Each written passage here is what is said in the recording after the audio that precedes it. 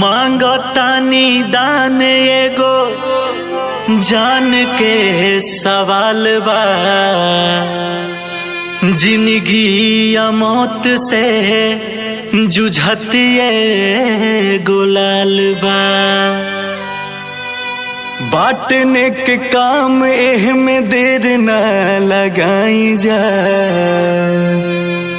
मिलके सभे बबुआ के जिंदगी बचाई जा।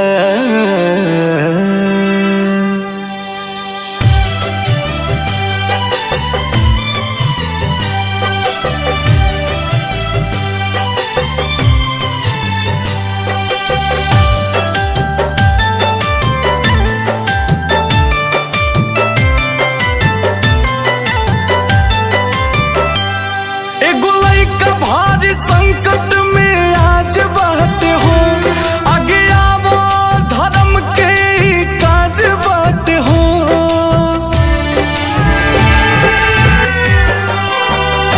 एगो लइका भारी संकट में आज बाट हो, आगे आवो धर्म के काज बाट हो। बड़ी महंगाई रोग के इलाज बाट हो। बड़ुए सोरह करोड़ के दवैया, तू आयांस के बचा ल मोर भैया, तू आयांस के बचा ल मोर भैया।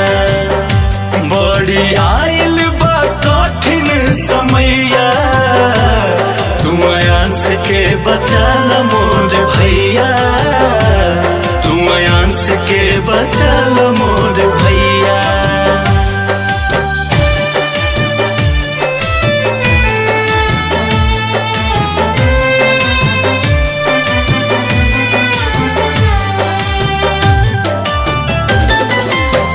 छोटे गो परान बाटे कैसन लाचारी हो, धरना दुश्मनों के ऐसन बीमारी हो।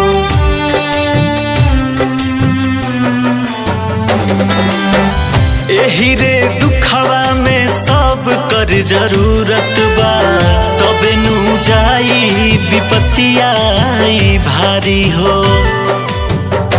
अब तो दूजा कौन लौके ना उपैया, तू आयांस के बचा ल मोर भैया, तू आयांस के बचा ल मोर भैया। बाटे 16 करोड़ के दवैया, तू आयांस के बचा ल मोर भैया, तू आयांस के बचा